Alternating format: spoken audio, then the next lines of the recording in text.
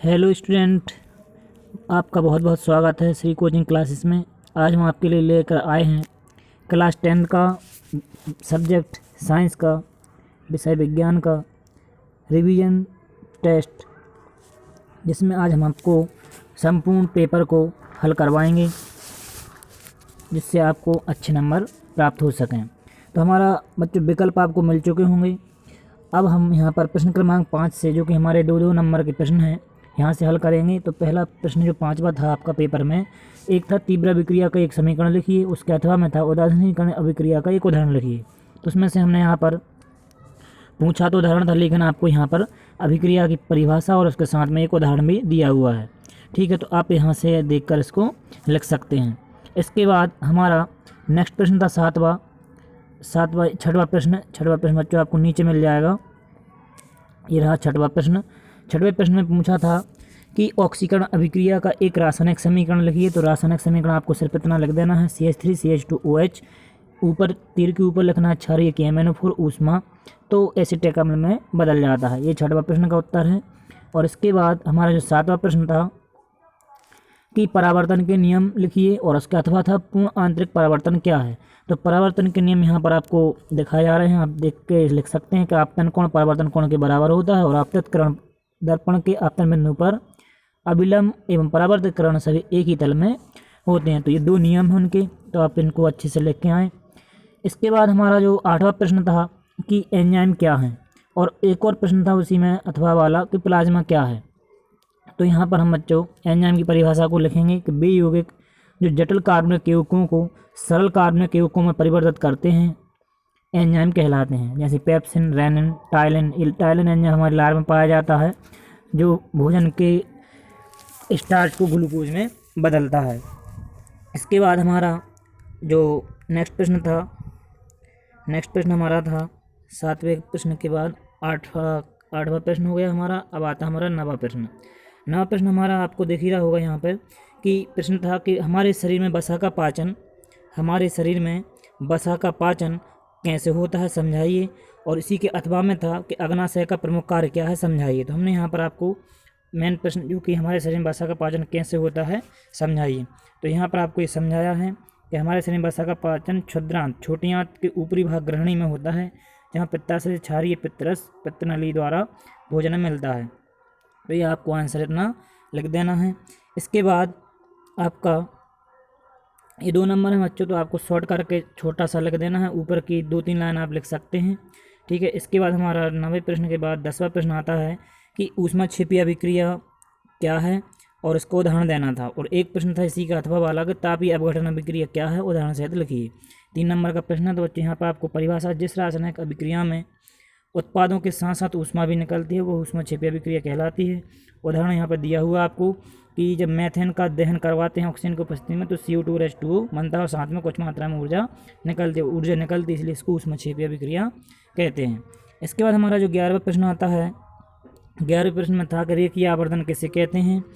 ठीक है, रेखीय आवर्धन किसे कहते हैं स्पष्ट कीजिए। और अथवा का प्रश्न था कि अपवर्तनांक किसे कहते हैं, जल और ग्राउंड कांच का अपवर्तनांक लिखिए। तो हमने यहाँ पर आपको रेखीय आवर्धन से क्या समझते वाला प्रश्न दे दिया है, साथ में उसमें आपको सूत्र अगर चाहें आप तो सूत्र भी जोड़ सकते हैं, तो ये सूत्र आप यहाँ पर लिख सकते हैं। ये सूत्र भी दिया हुआ है इसमें, एक प्रश्न आप नहीं ध्यान रखना, आपको तो सिर्फ हेडिंग डाल देना रेखीय आवर्धन के लिए सूत्र, और ये सूत्र भी लिख सकते हैं। 3 नंबर का प्रश्न इसलिए। और परिभाषा आपको ये मिल जाएगी यहाँ से, तो परिभाषा भी देकर इसे लिख सकते हैं। वस्तु की लंबाई और प्रतिबिंब की लंबाई का अनुपात जो होता है क्या कहलाता है, रेखीय आवर्धन कहलाता है। ठीक, इसके बाद हमारा जो 12वां प्रश्न है, 12वां प्रश्न बच्चों आपको एक न्यूमेरिकल दिया हुआ था। तो यहाँ पर ध्यान रखने की बात यह है कि पेपर में बच्चों यहाँ पर एक फोकस दूरी जो आई थी उत्तल लेंस के लिए 12वें प्रश्न में, कि एक उत्तल लेंस की फोकस दूरी 40 सेंटीमीटर है। बच्चों यहाँ पर फोकस दूरी 50 दी है, तो यहाँ पे आप क्या कर लेंगे 40 कर लेंगे 50 की जगह पर, और जहाँ पे 50 लिखा था वहाँ पे 40 कर लेंगे, और उसके 40 के हिसाब से आप इसको हल करके आंसर लाएंगे। और इसको काटेंगे आप 40 को, पहले तो 1 0 से 1 0 काट लेंगे, फिर 10 और 4 बचे तो 2 से काट सकते हैं, 2 दूनी 4 और 2 पंजे 10, तो 5/2 आंसर बचेगा। इसको हम फिर और काट देंगे तो आ जाएगा 2.5, तो इसका आंसर आ जाएगा 2.5। ठीक है, तो इस प्रकार से आप इसका आंसर कर सकते हैं। आप हल करेंगे इसको 40 से भाग दें 100 में, तो 2.5 डायोप्टर इसका आंसर आ जाएगा। तो आप इसको इतना ध्यान रखना है, आपको 50 के हिसाब से नहीं करना। इसके बाद नेक्स्ट प्रश्न आता है हमारा प्रश्न क्रमांक 13। और प्रश्न क्रमांक 13 में बच्चों मेन प्रश्न था आपका प्रकाश संश्लेषण से आप क्या समझते हो, इसका समीकरण लिखिए। और अथवा का प्रश्न था कि पौधों में उत्सर्जन तंत्र अधिक विकसित नहीं होता है क्यों। तो हमने आपको पहला प्रश्न जो कि प्रकाश संश्लेषण किसे कहते हैं और उसके समीकरण यहाँ पर दिया है, तो आप इसको अच्छे से कर ले। यहाँ पर ग्लूकोज और जल और ऑक्सीजन बनता है कार्बन डाइऑक्साइड और जल की क्रिया से, और कुछ मात्रा में ऊर्जा निकलती है। इसके बाद हमारा जो 14वां प्रश्न है कि आया था अमीबा में द्विबीखंडन की क्रिया को समझाइए। और इसके अलावा साथ में था कि मनुष्य के नरजनन तंत्र में वृषण का क्या कार्य है। तो आपको यहाँ पर अमीबा वाला प्रश्न का उत्तर दिया है। इस प्रकार से अमीबा में विखंडन होता है, अमीबा के कोश का द्रव और केंद्रक का विभाजन हो जाता है पहले, और इसके बाद फिर साइटोप्लाज्मा का विखंडन होता है, और फिर दोनों भाग अलग अलग हो जाते हैं और दो नई संतति बन जाती हैं। तो ये होता है द्विविखंडन। इसमें दो नई कोशिकाएं बनती है, इसलिए द्विविखंडन इसको बोला जाता है। इसके बाद हमारा आता है नेक्स्ट 15वां प्रश्न। 15वां प्रश्न था अम्ल और क्षार में अंतर लिखिए। और इसके अलावा अथवा का प्रश्न था कि दैनिक जीवन में पीएच का क्या महत्व है। यहाँ पे आपको अम्ल और क्षार में 4 अंतर दिए गए हैं, 4 अंतर को लिखना है। आपका ये प्रश्न 4 नंबर का था, ठीक है। इसके बाद आपको प्रश्न क्रमांक 16 था कि तेल एवं वसायुक्त पदार्थों को नाइट्रोजन से प्रभावित क्यों किया जाता है। या इसी का मेन एक प्रश्न था कि श्वसन को ऊष्मक्षेपीय अभिक्रिया क्यों कहते हैं। तो आपको यहाँ पर तेल वसायुक्त पदार्थों को नाइट्रोजन से प्रभावित क्यों किया जाता है, यह आपको आंसर यहाँ पर बताया गया है, इसको आप लिख सकते हैं, ठीक है। इसके बाद आया था 17वां प्रश्न कि ऑक्सीय श्वसन और अनॉक्सीय श्वसन में 4 अंतर लिखिए। और इसका अथवा का प्रश्न था कि धमनी और सरा में 4 अंतर लिखिए। तो इसमें से आपको धमनी और सरा में 4 अंतर लिखने के लिए यहाँ पे बोला गया था। तो 4 अंतर यहाँ पे आपको 5 दिखाई दे रहे हैं, तो आप कोई 4 जो सरल लगे वो लिख सकते हो, और नहीं तो आप 5 भी लिख सकते हैं और अच्छे नंबर मिलते हैं इससे, ठीक है। इसके बाद प्रश्न 18वां जो आया था कि आयताकार कांच के गुट के द्वारा अब बर्तन को चित्र सहित समझाइए। तो यहाँ पर बच्चों वैसे आपको चित्र अकेला ही बनाना है, ये पूरा अकेला, ये चित्र अकेला आया था, पूछना था चित्र में। और ये आपका जो प्रश्न था ये 4 नंबर में था। तो आप प्रश्न में सिर्फ ये आयताकार जो चित्र दिख रहा है आपको ये अकेला भी बना सकते हैं, और इसके अलावा अगर आप पूरा करना चाहते हैं तो आप ये पूरा भी कर सकते हैं यहाँ तक, ठीक। इसके बाद हमारा नेक्स्ट प्रश्न क्रमांक 19 आया था कि निकट दृष्टि दोष और दूर दृष्टि दोष क्या है और उनके कारण और निवारण का सचित्र वर्णन करना था। तो इस प्रकार से बच्चों यहाँ पर आपको हम निकट दृष्टि दोष और दूर दृष्टि दोष का प्रश्न हल करवाने जा रहे हैं। तो इस प्रकार से आप देखिए, ये निकट दृष्टि दोष की इसमें परिभाषा दी है, कारण दिया है, निवारण दिया है और उसके चित्र दिए हैं। इसके बाद दूरदृष्टि दोष का भी बच्चों यहाँ पर आपको परिभाषा दी हुई है, ठीक है। दूरदृष्टि दोष की परिभाषा ये आपको दिख रही होगी, जब आंख दूर की वस्तुओं को स्पष्ट देख सके लेकिन पास में रखी वस्तुओं को स्पष्ट नहीं देख सके, तो इस प्रकार के दोष को दूरदृष्टि दोष कहते हैं। और चित्र इस प्रकार से आपको दिख रहे होंगे, चित्र बना लेना है, दूरदृष्टि दोष का कारण लिख देना है। और निवारण के लिए आप क्या करेंगे, जैसे निवारण, इसमें निवारण के लिए उत्तल निकट दृष्टि दोष में अवतल लेंस का उपयोग कर रहे थे, इसमें निवारण में क्या लग देंगे, अवतल लेंस का उपयोग करते हैं, जिससे फोकस दूरी नेत्र से उसके दूर बिंदु की दूरी के बराबर होती है, यहाँ पर कर देंगे पर अधिक होती है। या इसको नहीं भी लिखेंगे तो चल जाएगा, आपको सिर्फ यहाँ तक लिखना है कि उत्तल लेंस का उपयोग किया जाता है दूरदृष्टि दोष में। इसके बाद हमारा आता है 20वां प्रश्न। 20वें प्रश्न में बच्चों एक बहुत बड़ा आपको समीकरण दिया हुआ था, ठीक है। समीकरण आपको दिया हुआ था जिसमें पूछा गया था कि एक रंगीन पदार्थ था, ठीक है, फेरस या आयरन का हरे रंग का एक लवण गर्म करते हैं तो लाल भूरे यौगिक में बनाता है और जल्दी गंध के समान गंध वाली रंगीन गैस निकलती है। लवण को पहचान कर क्रिया का समीकरण लिखिए। तो एक ये प्रश्न था, उसके मेन प्रश्न में आपको समीकरण संतुलित करने दिए हुए थे। तो बच्चों ये छोटा आंसर था, इसलिए आपको हमने ये आपको उपलब्ध कराया है। इसमें सिर्फ आपको समीकरण लिखना था, ठीक है, समीकरण के लिए लिखना था, जो कि 5 नंबर में आया था। तो इस प्रकार से आप देख रहे हैं कि ये इसका समीकरण है। हरे रंग का जो पदार्थ होता है वो FeSO4 होता है, जिसको हम फेरस सल्फेट बोलते हैं। पेपर में आया था आयरन का हरे रंग का पदार्थ, तो इन्होंने इस प्रकार से दिया था। आपको ये वाला आंसर सिर्फ उत्तर डाल के समीकरण लिख के और आप आंसर लिख सकते हैं। इसके बाद आपको 21वां प्रश्न में मनुष्य के आहार नाल का या पाचन तंत्र का चित्र बनाना था, ठीक है।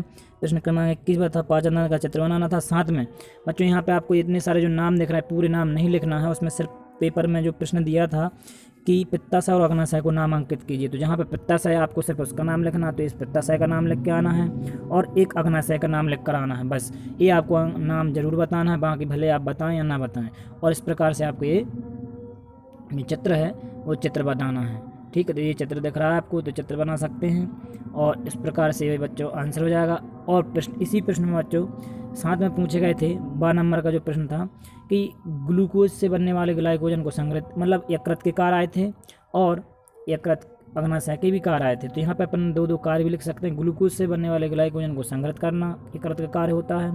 दूसरा था रक्त का थक्का बनाने के लिए आवश्यक प्रोटीन बनाने का काम भी यही करता है। आवश्यकता की जगह आप आवश्यक लिखेंगे।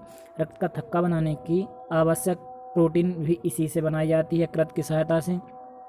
और अग्नाशय के कार्य में आपको लिखना है कि प्रोटीन पाचक एंजाइम उत्पन्न करता है, रक्त में शर्करा की मात्रा को नियंत्रित करता है। ये इंसुलिन नाम का हार्मोन स्रावित करता है, जिससे रक्त की शर्करा में जो है शर्करा की मात्रा नियंत्रित हो जाती है।